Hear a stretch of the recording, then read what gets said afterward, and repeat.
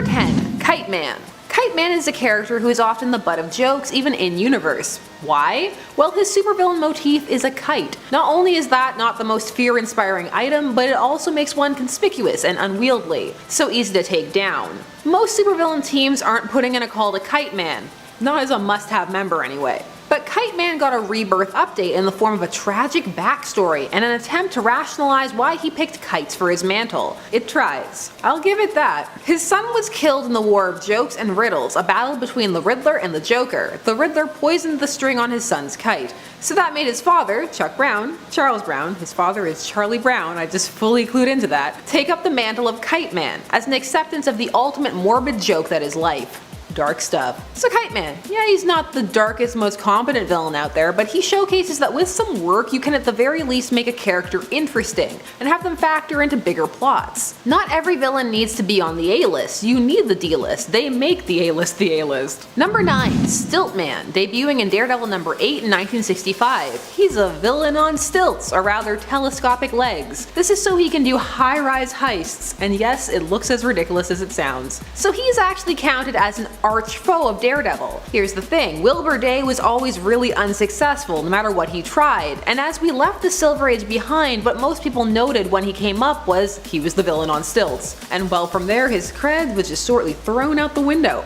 But here's the thing, this character wasn't always a joke, he tried, and a lot of the hate tends to come from the 4th Stilt Man, Lady Stilt Man, who is more of a joke of a character, which retroactively makes him appear more jokish too. Yeah, he didn't win, but why is that a strike against him? So few villains do. They can't all be Doom or Apex Lex. I still can't say it. Apex Lex. The Silver Age was a different time. Much more willing to throw concepts at the wall and see what stuck. Stilt Man made the grade at the time, but not today. And that's okay. No hate. Appreciate. Sometimes these rough villain concepts serve as templates for better villains. Not Lady Stilt Man though. She's not even Lady Stilt Woman. It makes no sense. Number 8. The Beyonder.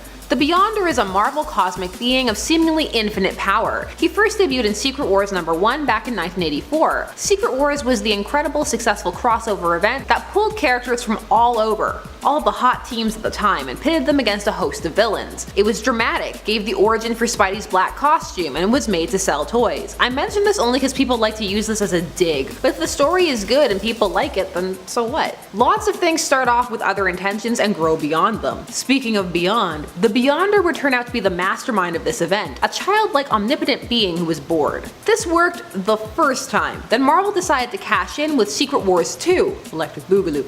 So after the events of Secret Wars, the Beyonder wanted to learn more about Earth's heroes, so he makes himself human, and the heroes have to babysit him. This did not endear him to fans. Earth's mightiest heroes, teaching a grown man what a bathroom is and how to use it. It made the Beyonder seem, well, pretty lame, and he was whiny too. He pulls a bunch of Q-like shenanigans on the characters, and the whole thing ends with him throwing a giant tantrum and trying to destroy the multiverse. Not a good look. So in canon, I get why people hate the Beyonder, but that's cause, well, he's not well written. If done well, he could be beloved like Q, an imp, a scamp, but that means he has to have some integrity. A big overgrown kid throwing a tantrum is never a good look. People don't seem too sure what to do with him, but he has potential. Make him the retcon king rather than Mephisto. Him just erasing MJ and Peter's marriage for the lulz would have made so much more sense than Mephisto wanting their marriage. No, I'm not over it. Some retcons hurt forever. Number 7. Guilt for not helping his friend. Flash forward a few years to the Rebirth continuity, and Zoom's story is pretty much the same. He has teamed up with the other Reverse Flash, Eobard Thawne, and the two are working together. Zoom and Thawne get into an argument, with Zoom believing that they can still make the Flashes better heroes, and Thawne insisting that the only thing the speedsters deserve is death. Thawne ditches Zoom and gets killed by Iris West in an altercation with the Flash. Zoom feels guilty for not having gone with his friend to help him, and decides that Thawne was right, and decides to put a plan to kill the Flashes into motion. Speaking of Eobard Thawne, let's spend the rest of the list talking about him. Eobard Thawne is by far the most iconic version of the Reverse Flash. He is a time traveler from the 25th century who has come into conflict with multiple Flashes over the years. Let's briefly go over why he hates the Wally West version of the character before we focus on his more long-running rivalry. Number 6. He's jealous of Wally. Once Wally West had taken over as the Flash Flash, he had a bizarre experience with the Reverse Flash. Wally was aware of Reverse Flash's history with Barry Allen, but in the chronology of Thawne's life, this was his first interaction with a Flash. In the 25th century, Thawne was a major Flash stan, getting plastic surgery to look more like Barry, collecting merch and artifacts, and even giving himself speed powers so he could go back in time and meet the Flash using a cosmic treadmill. Flash arrived after Barry's death, and for reasons we'll get into later, had a mental breakdown and thought that he was Barry Allen. He operated as the Flash with Wally for a bit, but seeing how much Wally was being embraced as a hero and thinking that he was stealing the mantle from him, the fake Barry became jealous and left Wally to die in a death trap and decided to destroy Central City as revenge for them forgetting Barry's legacy. But let's put a pin in this story for now. Let's talk about some of the reasons Eobard Thawne hates Barry Allen. Number 5. He stranded him at the beginning of time. Over the course of their mini battles, the hatred between Reverse Flash and the Flash has grown exponentially, but while this was occurring, Reverse Flash was also falling in love with Barry's wife, Iris. He came into their home when Barry was away and proposed to Iris, who said no, because she loved her husband and also because Reverse Flash is a crazy psycho. Reverse Flash got his revenge by sneaking into a costume party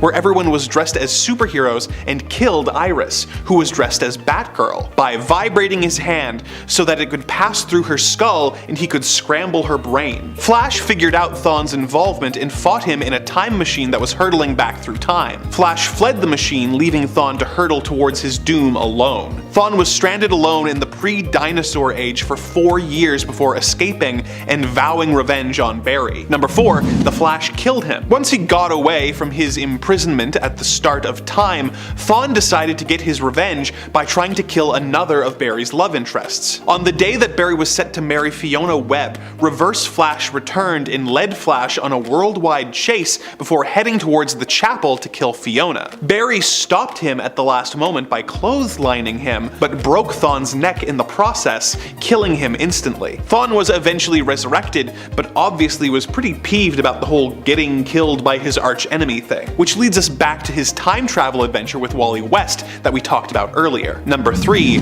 It's simply fate. So earlier I said that Thawne was a massive Flash fan, who went back in time and had a mental breakdown. But what caused this? Well, upon arriving in the late 20th century, Thawne made a visit to the Flash Museum and looked at the exhibits on Flash's enemies. The identity of the Reverse Flash had been lost to time in the 25th century, but was common knowledge here. He saw the exhibit on the Reverse Flash and learned that he was destined to become his hero's greatest enemy, and that he would eventually end up dying at his hands. The shock of this drove him insane, and as he put it, a lifetime of adoration curdled into hatred. This is what caused him to think that he was Barry Allen during his first outing as the Reverse Flash. Wally eventually defeated him and sent him back to his own time. Thawne lost his memories of the incident and would end up believing that Barry was the first Flash that he ever fought. Number 2. He can't exist without him. After years and continuity's worth of losing to Barry Allen,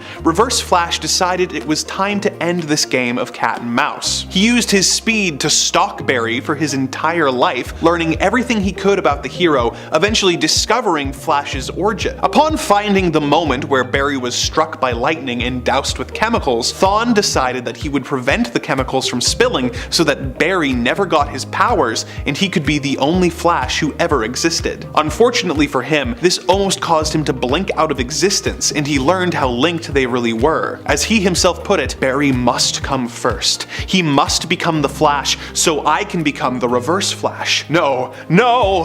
The man I most want dead! The man I'd give anything to kill. He has to live, or I die. Realizing that he couldn't kill Barry, he instead decided to ruin his life. He went back to Barry's childhood and did everything he could to make it miserable. He would move around too fast to be seen and knock books out of Barry's hands, push him downstairs, and move his glove when he was playing baseball so that Barry would fail to catch the ball. Just really petty stuff to hurt this child. He progressively got more extreme, preventing Barry's childhood best friend from ever being born so that Barry would grow up lonely, and most terrible of all, murdering Barry's mother and framing his father for the crime. Say what you want about the Reverse Flash, but he takes revenge to a whole new level. Number 1. he isn't special to Barry. But if the Reverse Flash started out as a Flash fan and doesn't have any memory of his adventure with Wally, what caused the initial spark of hatred in Eobard? Well,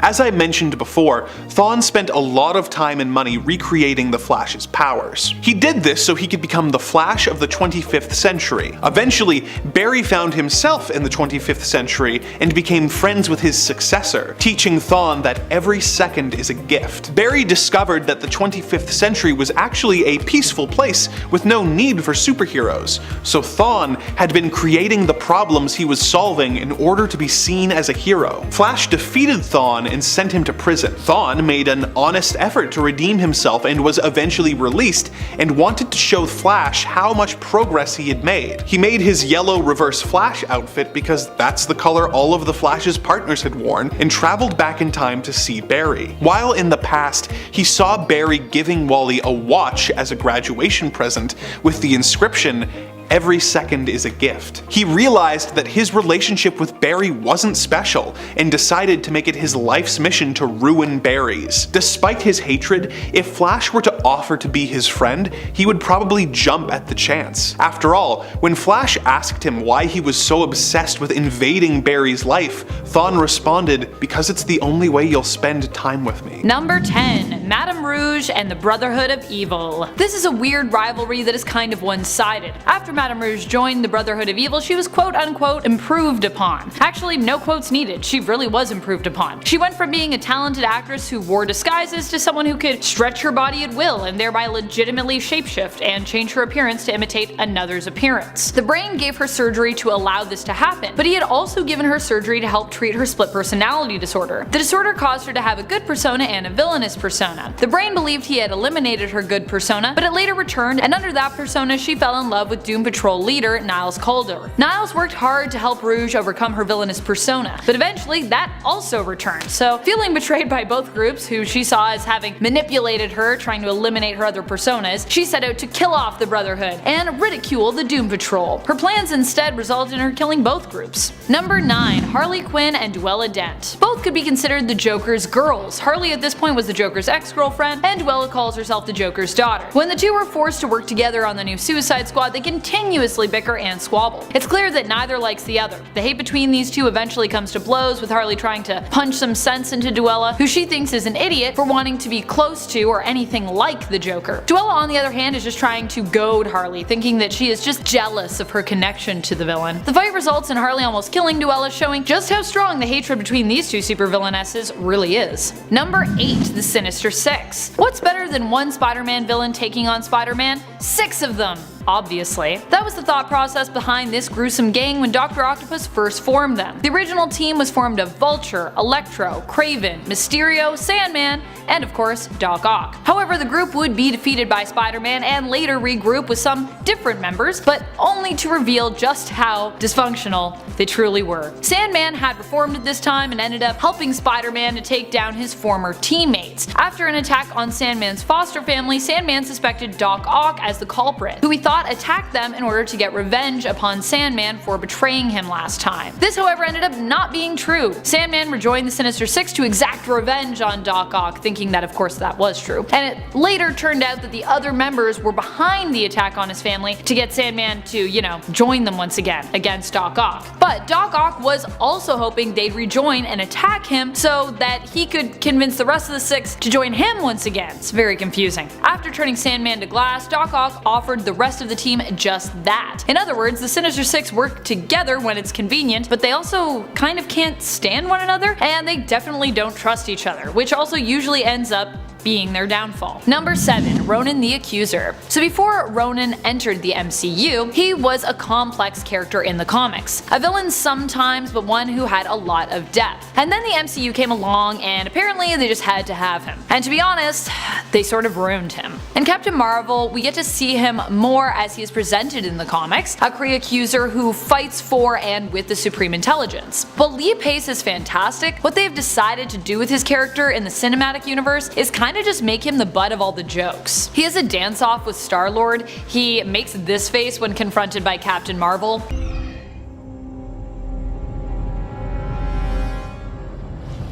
And he is presented as a pawn of Thanos. He freaking goes up against Thanos in the comics. What is happening? Number 6. Norman Osborn. Osborn deserves the hate from anyone who loves Peter Parker, our friendly neighborhood Spidey. He has probably committed the most vile atrocities against him, as someone who always seems to be targeting those closest to Peter. He slept with Gwen Stacy, got her pregnant, and then after she had the babies, killed her. In fact, he kills Gwen more than once in the comics. He also preys on Aunt May and on Flash Thompson's addiction to alcohol. Oh, and he also makes MJ think her baby with Peter is stillborn when it's not.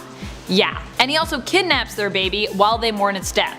Wow. Number 5. Jan Rog. A guy whose motivations are based around the fact that he just can't get a date. Jan Rog is kind of the worst. Not only is this presented in the comics as the only real motivation for him hating Mar-Vell, but later he seems to have almost no real reason to become Miss Marvel's nemesis, other than to spite his old enemy, who is Miss Marvel's friend and former lover. So you'd think when Mar-Vell died that, maybe that might end. Maybe he could let it go.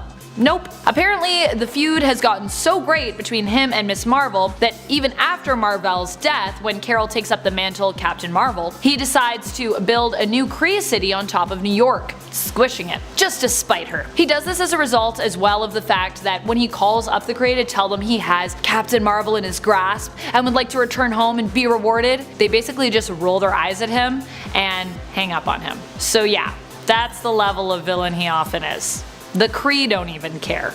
No respect.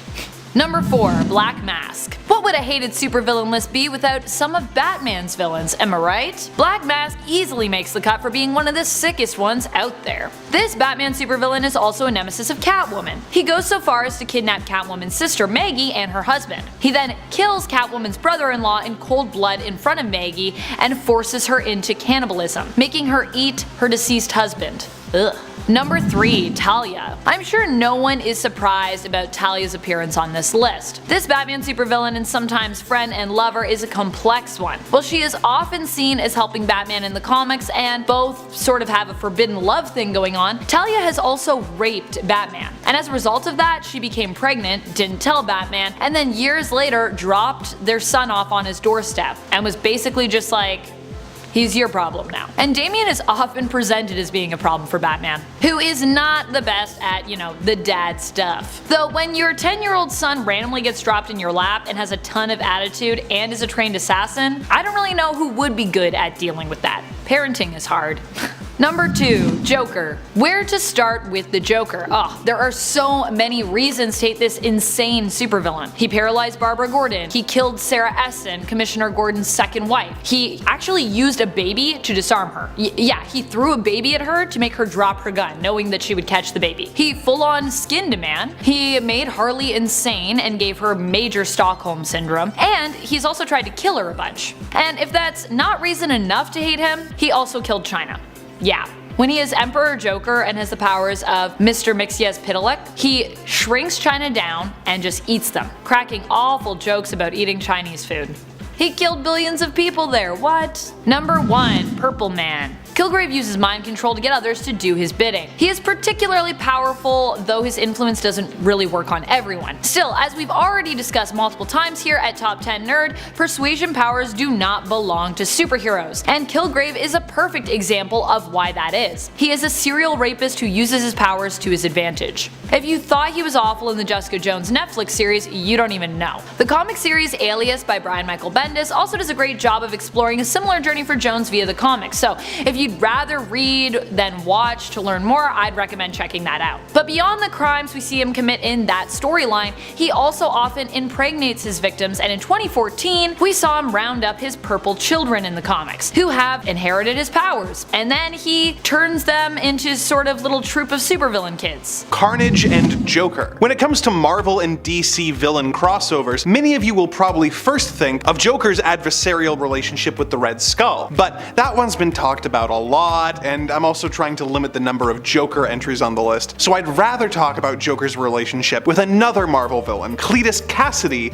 aka Carnage. In the Spider-Man and Batman comic of 1995, we get a story set on an alternate Earth where Spider-Man and Batman live in the same universe. Carnage in this story is a fan of the Joker, as he is the only other person who gets the joke that life is utterly totally meaningless, totally absurd, and madness is the only sane response. The two decide to start working together since they have so much in common, but things soon turn sour. Carnage soon becomes tired of Joker's complex and convoluted schemes, believing that it's more fun to just kill as many people as possible. Joker despises Carnage's lack of style, calling himself the Orson Welles of murder and comparing Carnage to David Hasselhoff. The two begin trying to kill each other, their team up over before it could ever really even begin. Number 9. Ultron and Doctor Doom. During the events of the first Secret Wars, the villainous robot Ultron was destroyed by Galactus. His lifeless body was found by Doctor Doom, who saw the amazing opportunity in front of him and repaired the robot, programming it to be his loyal servant. Ultron served Doom for a while, but Doom eventually lost control of him. Ultron didn't take kindly to being forced to serve Doom and became the Latvian dictator's enemy. They have fought several times over the years, and many of the possible futures shown in Marvel feature Doom and Ultron still locked in battle. In Avengers of the Wastelands #1, Doom easily destroys Ultron, who has retired to be a mechanic. The 2099 version of Doom was captured by Ultron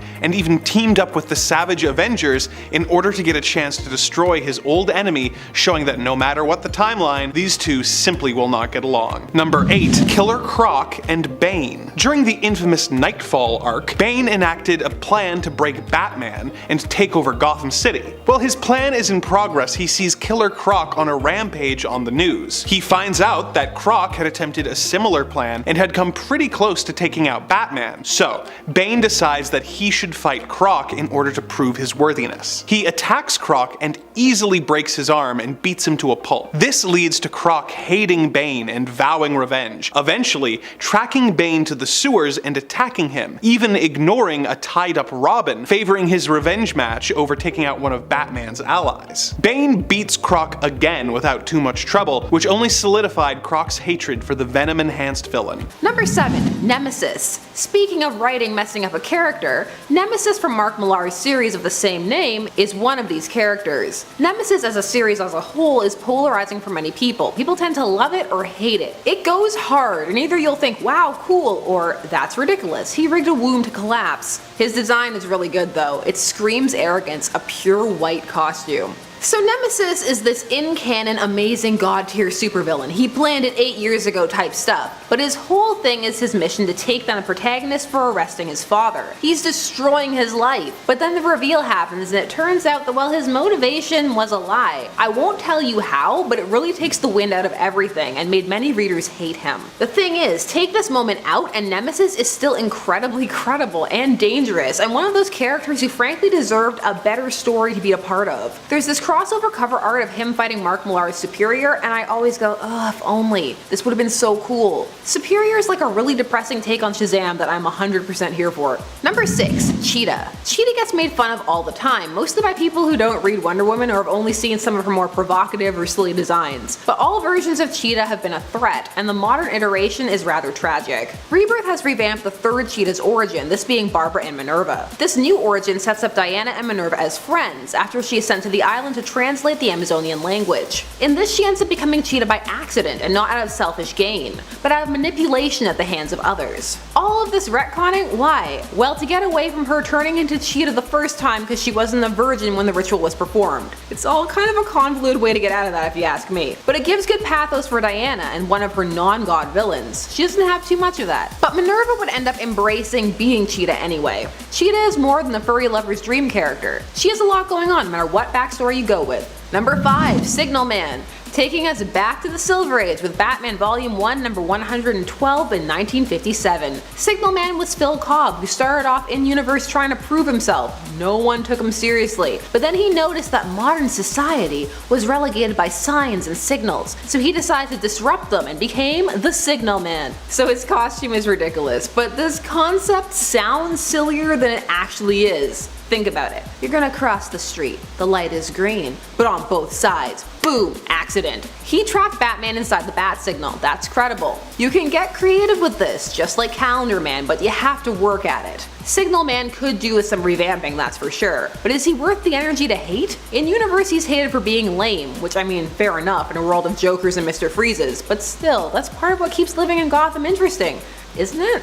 Number 4, Rainbow Raider. Now the Rainbow Raider is another one of those villains who in universe is considered lame. The Flash just always seems so annoyed. He doesn't even call him his whole villain name. Granted it is long, but still, where's the respect? Now Rainbow Raider first debuted in Flash number 286 in 1980, so way past the Silver Age, which is why he gets a bit less leeway for having say a backstory of turning to crime because he was colorblind and couldn't make good art. His powers though are credible. He could actually influence people's moods and emotions by channeling different colors through a ray at them. He would be Chroma in the New 52, and in Rebirth his death would inspire a whole group of Rainbow Raiders in his honor. I like to think they also think his art is good. That would be nice for him. Sometimes characters get frozen in time in canon, like a bug trapped in amber. Chaos and Phantasma. Sorry, bit of a devil's backbone moment there. Still, sometimes when you check out where a character is in modern continuity, you may find you hate them a little less. Number 3, the Riddler. The Riddler has it rough. He's hated by the other rogues for being lame and annoying, hated by heroes, and also he's compulsive and jacks up people's crimes by leaving clues they hadn't intended on.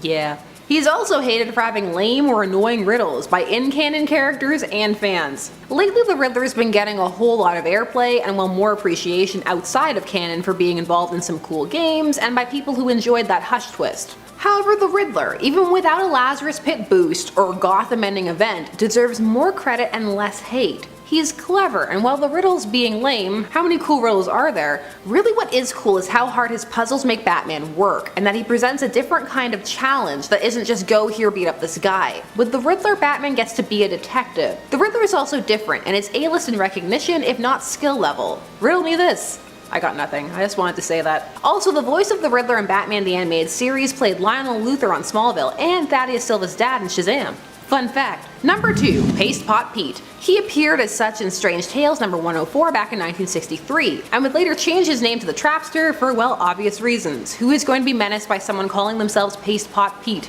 No one. This has become a running gag in the Marvel Universe. Spider-Man couldn't even fight him, he was laughing so hard. That's humiliating. Still, does he deserve the hate or the mockery? Well, not really.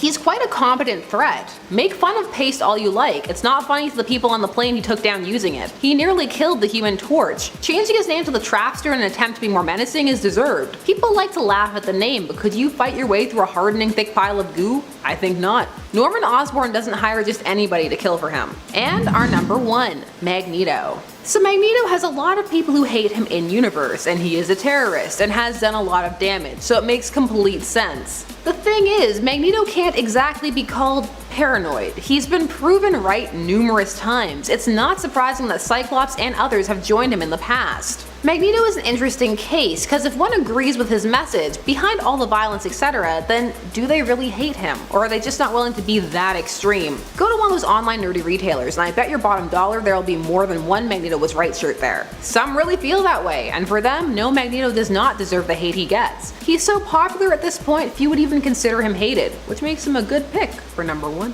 Coming in at number 10 is Doomsday. Doomsday is easily DC's scariest monster, and as such is more feared than hated, but I'd say the two can go hand in hand. Doomsday is essentially just pure destruction. He was able to bring down the Justice League and take the life of Earth's premier hero, Superman, in his first appearance. Doomsday doesn't speak, he can't be reasoned with, and the only way to stop him is to beat him harder than he will beat you. Problem is, Doomsday was created on the planet Krypton as the ultimate life form, tested against that planet's harsh environment and eventually against the Kryptonians themselves. Doomsday's whole life cycle involves it being killed and then coming back stronger than whatever killed it. Over decades that involved thousands of deaths, Doomsday essentially became a nearly undefeatable monster with no other thought process beyond destroying everything in front of him and moving on. All he does is punch things to pieces, and the only way to stop him is to beat him however you can and as quickly as you can before he does too much damage. Number 9. Joker. The Joker is the quintessential comic book villain. He almost outshines the hero he was created to oppose. He's a scene-stealing, fan-loved villain, but he is also one of the most psychotic, vicious, and unrelenting villains in Gotham City. Villains can't even attempt to take out Batman without having to think about how the Joker might retaliate. Teaming up with the Joker is just as likely to see you end up in the grave. He simply does not care about anything other than Batman, and will do literally anything and go through anyone and everyone to torment the guy. While the other criminals of Gotham's underworld world may find him completely unpredictable and untrustworthy, because he is, he has such a powerful reputation as one of the most ruthless villains in history that he has their respect, if not their fear. But at the same time, he is one of those villains that we, the fans, absolutely love to hate. We love seeing the Joker show up because we know some absolutely bat crap crazy stuff is about to go down. Pun intended.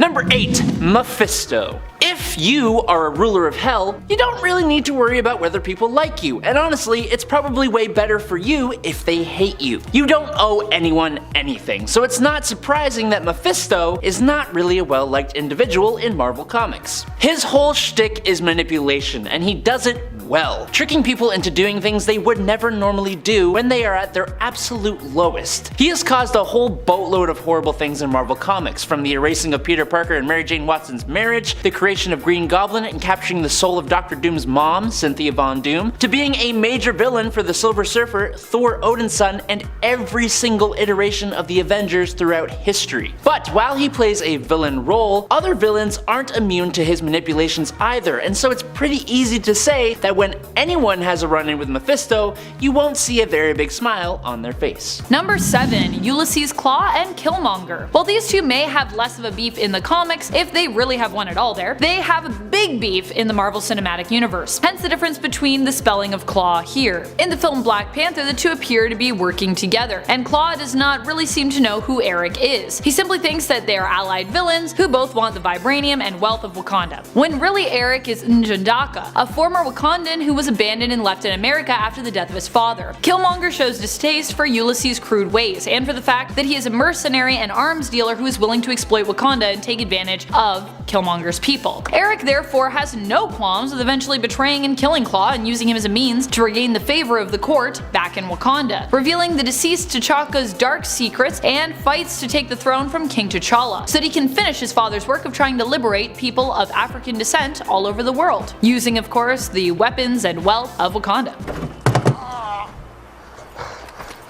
You really want to go to Wakanda? They're savages. Number 6. Jack-o'-lantern and the Jack-o'-lanterns. Some people say that when someone copies you, to take it as a compliment, that it is meant as a term of endearment. It means someone admires you. I don't think anyone told supervillain Jack-o'-lantern that, unfortunately. The killer, who often transforms his victims' heads into Jack-o'-lanterns, at one point disappeared from the comics, prompting a bunch of replacement Jack-o'-lanterns to pop up in his stead. While on a bizarre road trip with Flash Thompson, the villain lets Flash know his feelings on the topic of copycat villains, confessing that he dispatched all of the competing lanterns, not even remembering how many he killed, but it was probably at least 5. It's a lot of hate. 5 deaths. Ooh. Number 5. Magneto and Apocalypse. You may know the feud between these two villains to be strong in the X-Men Age of Apocalypse film, but in the comic storyline that the film was based off of, the feud was even more intense. This storyline ended with one really pissed off Magneto taking down Apocalypse by himself. No help from Jean Grey necessary there. Obviously, the hatred between these two makes a lot of sense. Apocalypse is trying to create a better world, and as such looks to eliminate all life on Earth, including mutants who will not join him. Magneto does not agree with mutant kind being threatened and so gets in the villain's way. This is of course in a world where Professor X is dead, and so it is up to Magneto to put a stop to Apocalypse. At one point in the Age of Apocalypse storyline, Magneto basically just tears Apocalypse apart. Number 4. Carnage and Venom. Alright, these two have hated each other since day one. Carnage of course was born from Venom while Eddie was in jail. His cellmate at the time was Cletus Cassidy. Cletus tried to befriend Eddie Brock somewhat, but when Eddie showed nothing but disgust for him, Cletus decided to kill him. As you do when you're a serial killer. Right as Cletus was about to shiv Brock, Venom freaked out and went into what could be called early labor. This resulted in Carnage being born and bonding to Cletus through his blood, because Cletus was bleeding at the time. Being that Eddie and Cletus never got along, it is unsurprising that the feud has been strong between Carnage and Venom as well, even leading to Venom joining his arch nemesis at the time, Spider-Man, in an effort to take down Carnage, back in the 1990s. Number 3. Black Adam and the Four Horsemen of Apocalypse. Black Adam was a reformed deformed villain ruling over Kahndaq peacefully with his love Adriana Tomaz when the Four Horsemen became active. They target Black Adam and end up killing Adriana, who was also at the time Isis, as Captain Marvel had granted her the powers of that Egyptian goddess. After Pestilence poisons Adriana, she dies in Adam's arms and repents her original stance on how to rule, claiming that his way had been right all along. She encourages him to continue on and avenge her, and to avenge his Black Marvel family. Black Adam does just this, filled with rage. He goes after the Four Horsemen, brutally killing Death after destroying the country of Bialia, home of the Four Horsemen, and killing many innocents in the process. Number 2, the Riddler and Kite Man. I know this seems like a weird one to have so high up on the list, but the hatred between Kite Man and the Riddler is strong. In DC's Rebirth, the story of Kite Man, aka Charles Brown, is retold. His son Charles Brown Jr. ends up being a victim caught up in a war between the Joker and the Riddler, used as a pawn while Kite Man is revealed to have been playing multiple sides, including Batman's. Eek. In the end, Charles Jr. died when Riddler poisons the young boy's kite string on the kite that his father actually gave him. So sad. As such, Kite Man swears revenge on the Riddler, giving him a much better backstory and purpose. Granted, Brown is also pretty pissed at Batman too for letting his son die, but he still allies with him in order to take down the Riddler, who he blames more, and helps Batman take down the Joker as well. Number 1, Catwoman and Black Mask. The hatred between these two is a brutal one, and I know what you're all going to say, Catwoman is not a villain. I feel you. I love Catwoman. She's done a lot of heroic things, but ultimately she is still one bad cat, and still a criminal and a thief, even if a lot of what she steals ends up getting given away to those that need it. Such was the case when Selina Kyle stole from Black Mask actually, which was ultimately a bad choice for her. Black Mask is not a person you want to mess with. He sought revenge on Catwoman by kidnapping her sister Maggie and her sister's husband. He killed Catwoman's brother-in-law in front of Maggie and then made her eat her deceased husband's eyeballs, driving her insane. Catwoman later sought revenge by killing him. Yeah, not a thing she does often. She shot him right in the head, but he was later resurrected as Black Lantern and immediately sought revenge on Catwoman for killing him. Ugh, such a feud. Thankfully, the other Gotham City Sirens were there to help save Catwoman and her sister Maggie. But coming in at number 10, Power Play. Green Goblin, Norman Osborn, is incredibly narcissistic. He's a massive egomaniac and he grew up making himself rich and powerful. He was pretty cutthroat about it too. When he went into debt and almost lost Oscorp to Mendel Strom, his business partner, Norman sold his own son's soul to Mephisto in order to become much more wealthy. This deal did contribute to his lust for power and his eventual madness, but he still did it. Another thing that contributed to both his madness and his lust for power was the secret formula that would give him his superhuman abilities. Other than giving him superhuman strength, stamina, speed, agility, reflexes, durability, and a healing factor, the Goblin formula exponentially increased Norman's thirst for power. So, when he saw Spider-Man, another superhuman, swinging around, he felt the need to prove himself superior. Number 9. Peter keeps winning. But that wasn't his only goal. When Norman first dove into criminal activity, his initial goal was to become the most powerful crime lord in New York City. He wanted to unite all the gangs in the city under his name. Now initially, he chose Spider-Man to defeat just to prove that he was powerful enough to do this. And he didn't even go after Spidey himself. Goblin sent Scorcher and the Headsman to do his fighting for him, but once they were easily defeated, he suited up and went in himself with the Enforcers. Spider-Man won this particular fight, and a few more after it too, or at least they would end in draws, which only peed in the cornflakes of Norman, and made him more and more obsessed with defeating Spider-Man. He put all of his efforts into this endeavor and even set up a trap to discover Spider-Man's secret identity, which would give him a huge leg up against Spider-Man, but it also changed things a little bit. Number 8. He took his memory. Like I said, Norman sought out his vengeance by unmasking Spider-Man and learning his secret identity. In Amazing Spider-Man number 39, Goblin hired some of his goons to pretend to be a gang,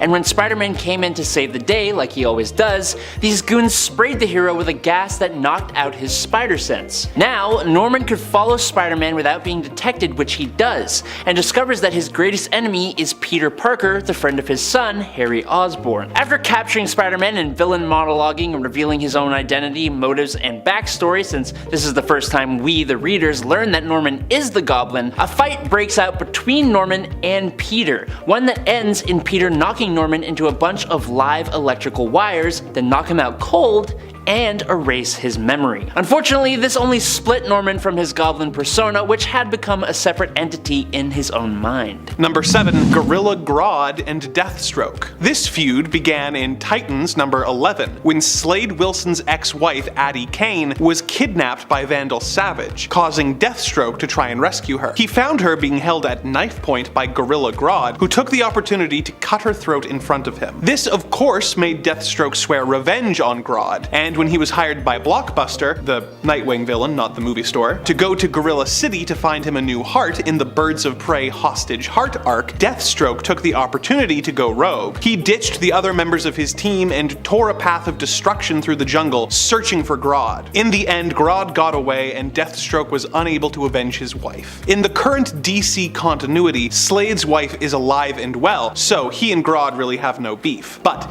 it's a shame we never got to see this storyline resolved before the continuity was reset. Number 6. Green Goblin and Hobgoblin. When the first Green Goblin, Norman Osborn, was presumed dead, one of his weapon stashes was found by Roderick Kingsley, a businessman and a criminal. He used the weapons and the journals he found to craft a villainous persona of his own, the Hobgoblin. When Norman read about this new goblin, he almost left his hiding spot in Europe to destroy Kingsley, enraged that someone had stolen his gimmick. When Osborn finally did return to New York, Kingsley was in prison, and he became enraged that Norman was living a life of luxury while he rotted in jail. He got word to Norman that he had a journal that proved Norman was the Green Goblin, and Norman was forced to break Roderick out of jail so he could get his hands on the infamous journal. The entire time they were working together, they were planning on betraying each other, and when Hobgoblin discovered that Osborn had taken over his companies and the majority of his fortune,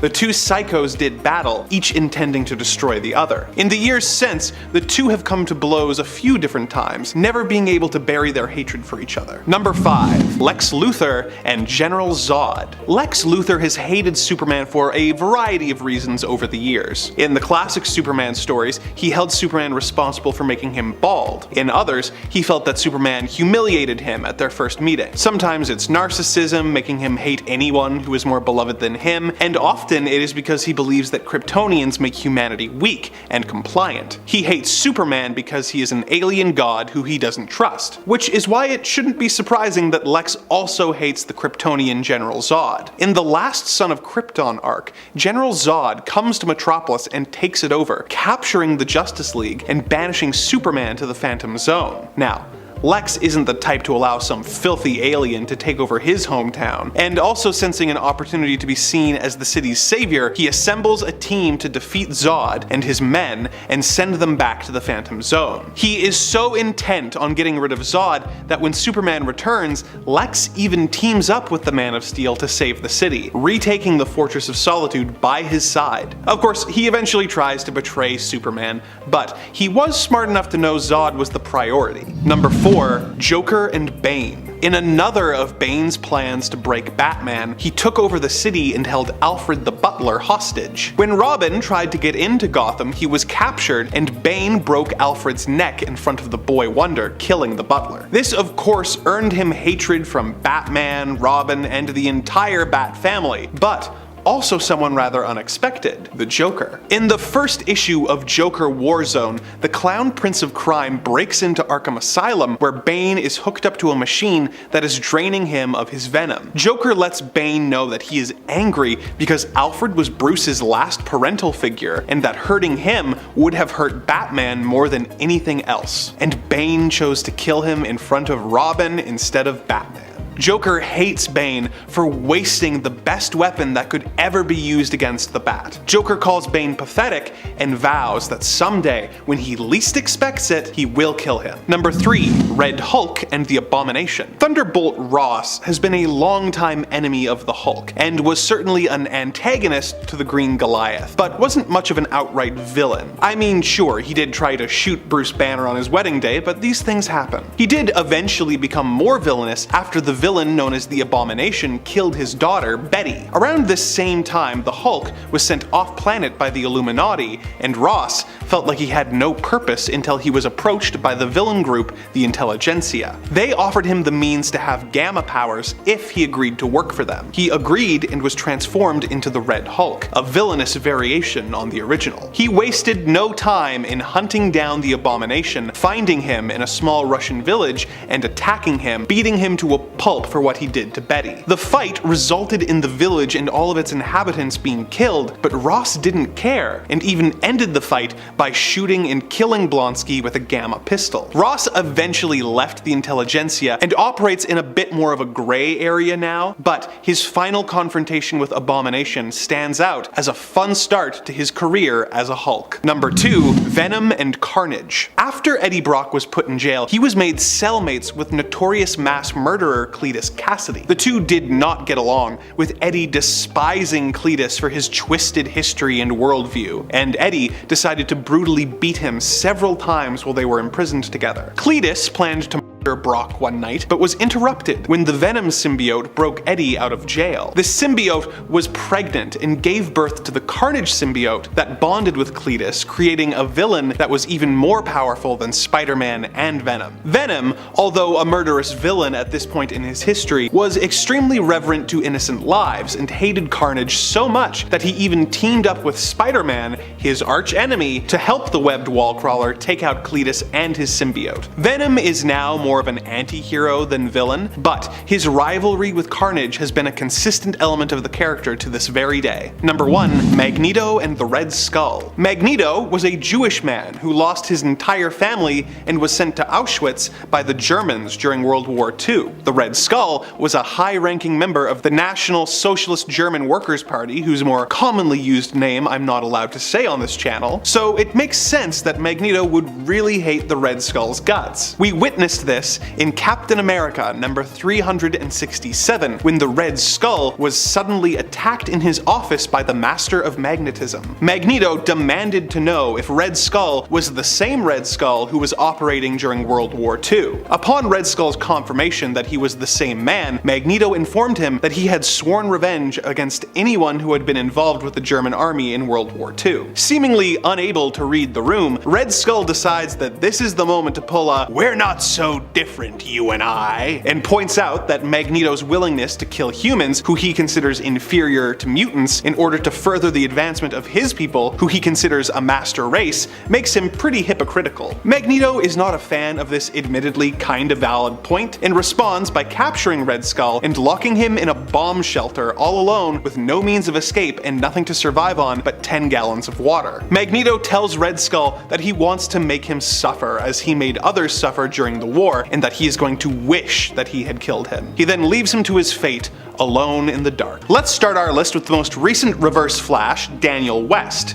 He is the brother of longtime Flash love interest Iris West. When Daniel's mother died giving birth to him, his father spent the next few years taking out all of his anger on his son. This culminated in Daniel pushing his father down a flight of stairs, paralyzing him. Realizing that his sister would never look at him the same way, he ran away and became a criminal, which leads us to the first reason he hates Barry Allen's Flash. Number 10. Arrested by the Flash. In the New 52 continuity, the first appearance of the Flash was when he stopped a car that was fleeing a bank robbery. It was a dramatic debut, but little did he know that the getaway driver was Danny West, who was attempting to pull his first major score and who would eventually become one of the Reverse Flashes. Getting busted and sent to jail by the Flash is as good a reason as any to have a bit of a grudge against him, but things escalated when he was released 5 years later. Number 9. Flash prevented his patricide. After his release, Danny tried to make amends with his sister Iris, but she was not ready to forgive him. He got into an accident involving a Speed Force battery, which gave him the ability to turn back time, and he became the latest Reverse Flash. He decided to go back in time to kill his father so that his sister would love him again. He attempted this and accidentally caused himself and Iris more trauma when their younger selves walked in on the attempt. Flash stopped him and put him in prison, but his sister was so appalled at his actions that she disowned him as a brother, leaving him totally alone. And it's all because the Flash stopped his plan. Next, let's look at a couple reasons why the second most well-known Reverse Flash, Hunter Zolomon, hates the Wally West Flash. Number 8. Flash refused to save him. Hunter Zolomon was a profiler who worked for the Keystone City Police in their Department of Metahuman Hostilities. He was good friends with Wally's Flash, and the two often worked together to put away criminals. When Hunter was paralyzed in an attack by Gorilla Grodd, he asked Wally to use the cosmic treadmill to go back in time and prevent his injury. Knowing the unintended consequences of time travel, Wally refused, resulting in the two having a falling out. Hunter tried to use the treadmill himself and it exploded, giving him the ability to slow down time around him, giving him the appearance of super speed. He became the new Reverse Flash, otherwise known as Zoom, and decided that the reason Wally wasn't willing to help is that he didn't understand personal tragedy the way Barry Allen did. He became a supervillain, believing that by ruining Wally's life, he would make him a better hero. So, Zoom was bitter about Flash's refusal to help, but believes that he can make Wally a better hero in the long run, or at least he did. Number 7. Purple Man. So, while Mephisto has a knack for manipulating people through wordplay, Zebediah Killgrave, the Purple Man, has the power of persuasion through pheromones that essentially lets him use words to completely override the willpower of others. While Killgrave used his power to commit normal crimes like robbing banks, he also more predominantly would use his ability to manipulate women to fulfill his own desires. And that, on its own, kind of bumps Purple Man up a notch in terms of really despicable villains, especially as through his manipulation of women, with his power, he has had many little purple boys and girls, and he then used them as what was essentially his own little army. It's sick and it's messed up. Now they eventually resisted his influence and used their own abilities to make Killgrave walk in front of a streetcar. While he was originally a daredevil villain, Purple Man also became more synonymous with Jessica Jones thanks to the absolutely horrible way that he would constantly use her in the infamous Alias story. Purple Man is materialistic in just about every single way. Money, expensive clothes, fancy dinners, and nice hotels. Anything he wants is at his fingertips. All he has to do is ask for it. And having that sense of authority has given Killgrave an immense sense of entitlement, which makes him incredibly easy for us to hate. Number 6. Victor Zsasz. Batman has one of the best rogues galleries. We already talked about one of them. But more often than not, most of his villains are just regular people. Men and women who are the worst of the worst, which arguably makes them much more terrifying. Among some of the most fear-inducing would be the Beast of Gotham, Victor Zsasz. Zsasz is a sociopath, and one of the most unrelenting in Batman's lineup. He believes that human beings are mindless robots who attempt to give themselves purpose and meaning by materialistic and shallow means, and for that, they need to be ushered into the afterlife at the end of one of Victor's many blades in order to free these zombies, as he calls them. But in keeping with real-world serial killers, Zsasz will ritualistically dispatch his victims, leaving them in lifelike poses for the authorities to find. What is most striking though about Zsasz is that for every life he takes, he will mark himself with a tally on his own skin to remind himself that he is human and is not one of those zombies that he's taking out. Now I don't know if you noticed, but he is covered literally head to toe in these tallies. Now if that weren't terrifying enough, he is more than capable physically as he is mentally. He took down 4 police officers who were restraining him using nothing more than a pen and the very restraints he was being held with. He has also been able to get the upper hand on Damian Wayne, who was trained by the League of Assassins, which is nuts. But this guy is also unrelenting. When Zsasz was in Arkham Asylum, he had constructed a tunnel to escape out into Gotham to commit more crimes. And then he would go back to Arkham Asylum. What's up with that? I don't know. I don't know if Zsasz is as hated as he is feared, but he should be both. Number 5. Carnage. While DC Comics has Victor Zsasz, I think an easy equivalent in the Marvel landscape would be Cletus Cassidy, the main host for the Carnage symbiote. Cletus has a pretty mysterious background, and all we know is from his own recollections, which could be completely fabricated. His past saw him shift from home to home, from horrible parental figure to horrible parental figure, some of whom he may have dispatched in his youth, and he went into the foster care system where he burned down an orphanage. I don't even know if I can say that on YouTube, I don't even know. now. He has a messed up past, which unfortunately leads to a pretty messed up person if they aren't given the proper treatment. Cassidy became a notorious serial killer, a career choice that was improved upon when he found himself bonded to the symbiote Carnage. Together, these two caused chaos, becoming one of the main villains of not just Spider-Man, but also Venom. But you rarely see Carnage even work with other villains, except for Maximum Carnage, because of its destructive and selfish intentions. The only time you really see Carnage with other villains is when it's separated from Cletus, at which point it's only using those other villains for its own goals, like when it bonded to Norman Osborn, creating the Red Goblin, which was both absolutely terrifying and kinda really cool. Right now, Carnage is on a mission to become the new God Butcher, just like Gore and Null, probably in an attempt to oppose Eddie Brock as the King in Black. Number 4. Vulcan. Kind of like Cletus, the third Summers brother, Gabriel Summers, otherwise known as Vulcan, is pretty unlikable, but it's also not entirely his fault.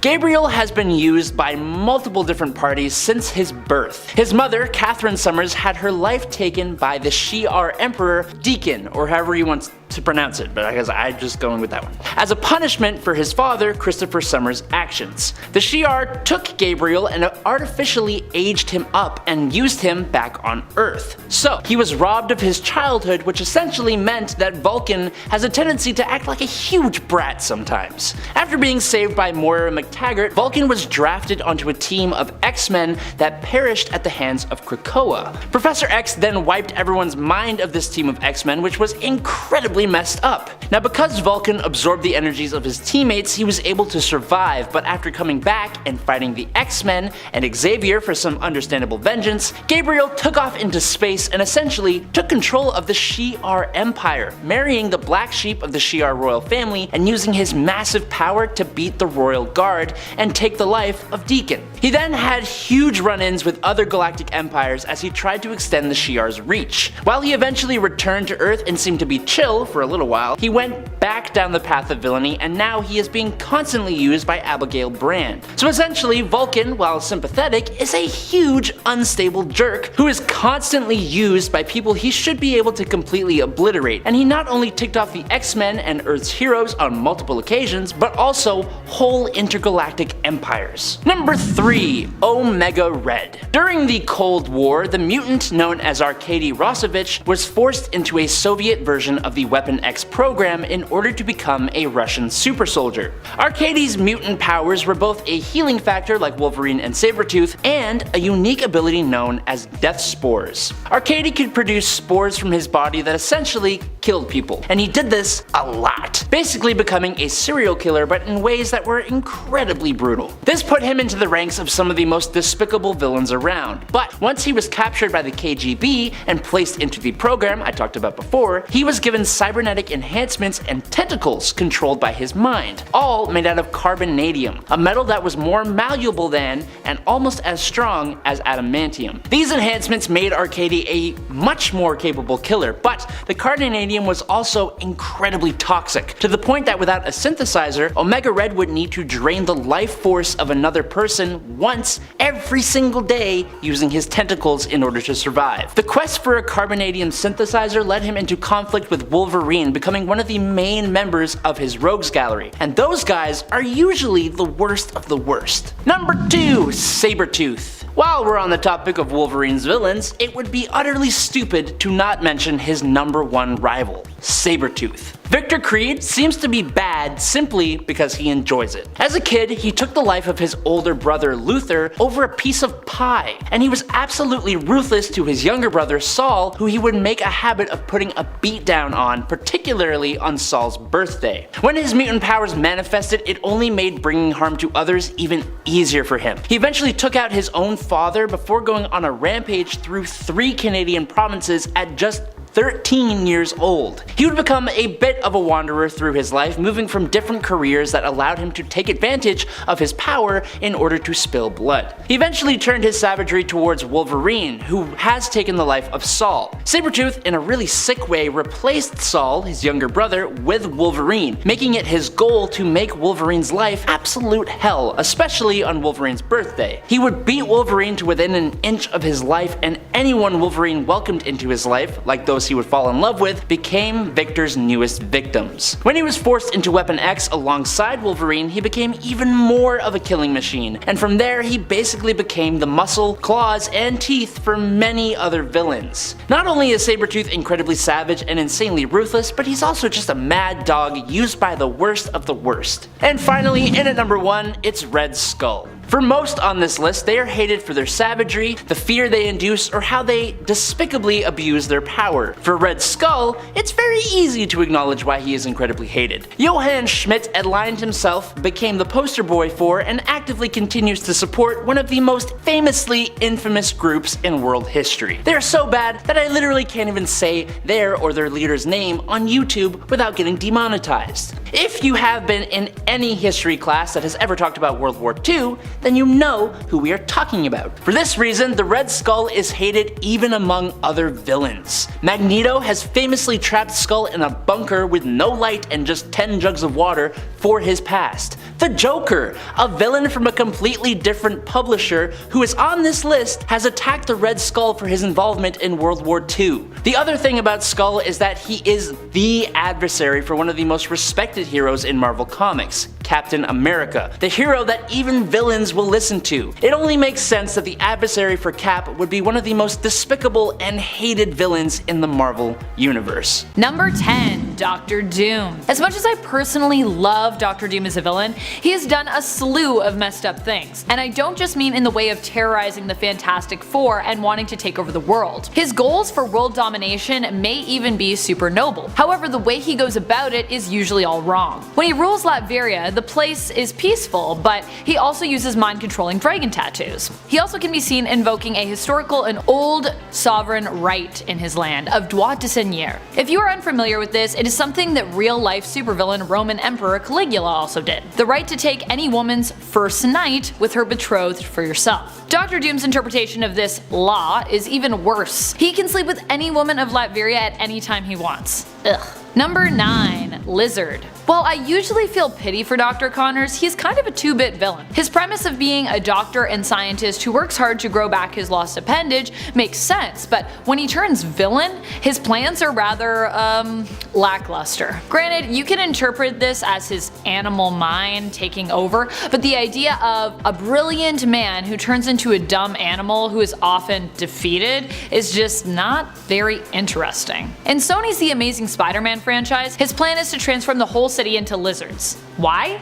Because he can. Because he's a lizard. Like, WTF. His plan isn't terrible, but his motivation seems pretty weak. And when he does manage to pull off some of the most dastardly things possible, it is often more harmful to him than anyone, making Connors better suited to be presented as a struggling hero. Like in the story Shed, where he loses control and eats his son, and then transforms back and has to deal with that.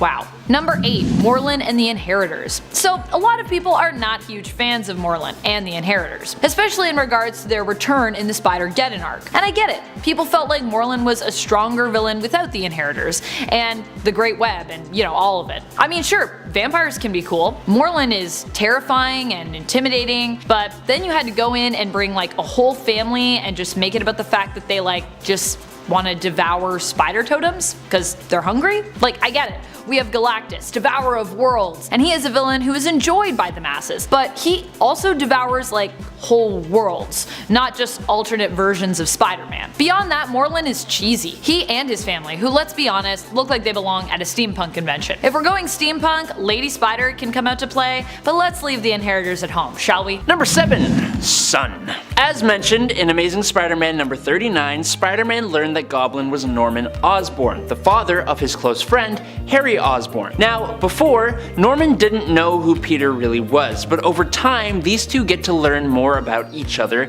and Norman sees a lot of himself in Peter, even in contrast to his own son Harry. Norman even wishes Peter was Harry to a degree, and he saw a future for his legacy in Peter. Now, Harry is not technical, not aggressive in business, or successful with the ladies, and Harry had a history of using certain substances. But Peter was very scientifically advanced, practically a genius. He's always had multiple women attracted to him. Even though Harry did date Mary Jane Watson for a short period of time, she always had eyes for Peter, and Peter was also practically clean as a whistle. Norman even gave Pete a job at Oscorp, but Peter was Harry's friend, and he knows Norman's dark secrets, so this was never going to work out for Norman, which makes the whole conflict just more personal. And on top of that, if we fast forward to issue 121, this all gets turned on its head when Harry has had multiple bad experiences with the substances that he has been taking, and Norman turns on Peter, blaming him for being a bad influence on Harry, which we all know couldn't be farther from the truth. Number 6. Rejected. In the 2018 volume of Amazing Spider-Man, in issue number 49, Osborn full-on explains his hatred for Peter. After Spider-Man learned that Green Goblin was Norman Osborn, and Norman knew that Peter was Spider-Man, he, quote, bared his soul to Peter and confessed his darkest secrets. Norman told Peter about his wife dying and his work trying to help support Harry, which led to the lab accident that caused his fall into madness. He says that he always saw something of an equal in Spider-Man since the two both wore masks and fought in the sky. It's almost romantic the way that he's talking here. Now Norman says that after all that, Peter rejected him and he always hated him for it. This all happened in volume 1 of Amazing Spider-Man issue 40, and it's a really interesting point of view because in that issue, the only reason Norman gives for telling his backstory is that he's about to send Parker to the afterlife, so it doesn't really matter. He just wanted to show how much better he was. So yeah, sure, Norman opened up his soul to Peter at that moment, but he was not at all trying to earn Peter's trust, nor did Spider-Man quote-unquote reject him. Peter was trying to survive, but this kind of proves the whole madness of Green Goblin thing. Number 5. Life debt. Now, as we already covered, during that fight in issue number 40, after unmasking Spider-Man and himself and revealing his own backstory, Norman fell in battle and lost his memories. But when this happened, Osborn's lab was up in flames and Spider-Man saved his life, changing him into his regular clothes so he wouldn't be arrested and taking him out of the lab to the firefighters. Peter destroyed the Green Goblin costume and told the police Norman helped him stop the Green Goblin, calling Osborn a hero. Well, according to Norman, when his memory returned and he realized Spider-Man saved his life, he hated him instantly for it, because he not only was severely hurt by Peter's supposed rejection, but he now knew that he lived in Spider-Man's debt. A debt that he paid at the end of the 2018 volume of Amazing Spider-Man issue 49 when he saved Peter's life. Number 4. Gwen Stacy. Now, people don't like to talk about this one, and I hate it for even existing, but I think it's important we acknowledge that Marvel did this, and it always makes me painfully laugh before I cringe. Thanks to a now slightly retconned story arc called Sins Past, we learned that this insane middle-aged man, Norman, had both an affair and illegitimate super children with Gwen Stacy, who at the time was not only dating Peter Parker, but was fresh out of high school and was the same age as Norman's own son. Why it even happened at all is just something I'll never comprehend, but Gwen did eventually reject Norman as she apparently believed that Peter would be a much better father for her children, which I'm sure was a blow to Norman, and it contributed to June 1973's The Amazing Spider-Man number 121, when the Green Goblin threw Peter's longtime girlfriend off of a bridge, resulting in her passing, which was a truly massive moment not just for Peter Parker, but for comics in general, as major character deaths were basically non-existent before this. Like I said, this was retconned to have the whole affair be false implanted memories by Mephisto, but sorry, I'm gonna keep talking about it. Number 3. He lost. Now let's backtrack for a sec. The Green Goblin took the life of one of Peter Parker's greatest loves, Gwen Stacy. Now this came about after the whole Harry having bad trips and Norman blaming Peter. Now the stress of this, plus all the things going on in Norman's business life at the time, made him have a bit of a breakdown, and he regained all of his goblin memories and persona, and that's what led to the demise of Gwen Stacy. Peter went understandably a little berserk, nearly killing Norman only to ultimately spare his life, but then Norman, being the utterly insane man he is, attempted to take advantage of Peter's mercy and impale him in the back, only for Spider-Man to dodge out of the way, with the glider impaling Norman himself and causing him to pass away. Only not actually, because Norman remained dead all the way up until 1996, when Spider-Man number 75 revealed that he had indeed survived the climactic battle thanks to his healing factor. He replaced his body in the morgue with another and ran away to Europe, where he masterminded the whole Clone Saga arc, and Peter still came out on top at the end of that one. Number 2. Harry. So, when Norman was off gallivanting in Europe devising his schemes, others stepped in to take his place in his absence. There were a few who became Goblin, but the most important of them was Harry Osborn, the son of Norman. When Norman was impaled by the glider and left to be discovered by the authorities, Harry changed Norman's clothes to his normal ones, and he paid off the coroner to ignore the Goblin serum flowing through Norman's veins, which allowed Norman to disappear much more quietly than anticipated. Harry didn't go to the funeral of Gwen Stacy, and he began to become more and more obsessed with Spider-Man, who was responsible for taking Norman's life. Now, once he learned that Peter was the hero, he finally donned his father's costume and became the new Green Goblin. And he was much more conflicted than Norman was, with Peter being his best friend for a while. Eventually, after a big fight with Spider-Man, Harry had a brush of heroism, helping to actually save Mary Jane and his own son, Normie, but then Harry became a victim of his own experimental Goblin formula, and it killed him. And you bet your butts that when Norman returned, this just spurred him on more to hate Spider-Man. And in at number 1, they just work together. All really good heroes have their nemesis, someone who just stands against everything the hero stands for. Spider-Man has a few villains that can stand as his nemesis. Now, while Norman may not have as much complexity or nuance as someone like Kingpin or Doc Ock, he is a perfect antithesis to Spider-Man and his whole heroic outlook. Someone on Reddit explained this very well. Peter works to support his Aunt May and protect his friends. Norman has nothing but Harry, who he constantly treats like trash. Peter struggles to make ends meet, while Norman is a billionaire industrialist. Peter's whole motto is, with great power there must also come great responsibility. Green Goblin is a man who has relatively equal power to Spider-Man and a lust for more and more power with zero responsibility to keep it in check, mostly thanks to his egomaniacal ways plus his madness. Now, rather than a sympathetic antagonist, Norman Osborn is motivated purely by a petty lust for power. He's sadistic, spiteful, and lacks almost any redeeming qualities, and that's